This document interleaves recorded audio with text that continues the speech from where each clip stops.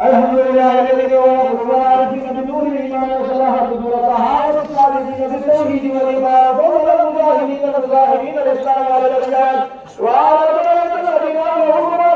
صلى الله تعالى على خير الذي لا نبي بعده محمد وعلى اله واصحابه واتباعه يا رب خالدين فيها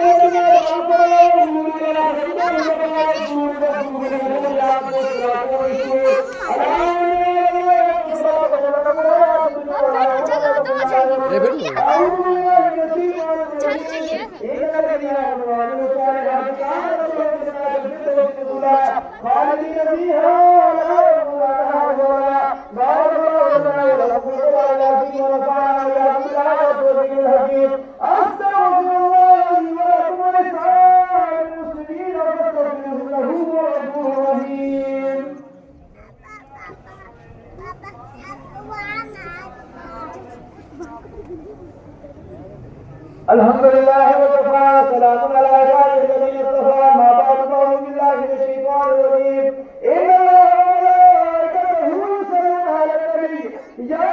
ايها الذين امنوا صلوا عليه وسلموا تسليما اللهم صل وسلم على سيدنا مولانا محمد العالم والصلوات وسلم وبارك على جميع الانبياء والمرسلين وعلى عباد الله الصالحين خصوصا على سيد المتقين والابرار صاحب النبي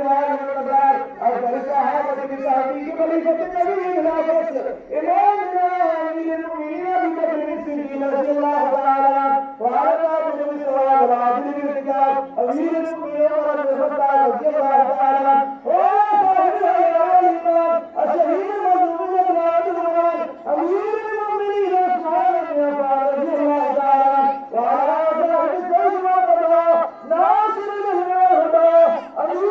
المؤمنين مسلم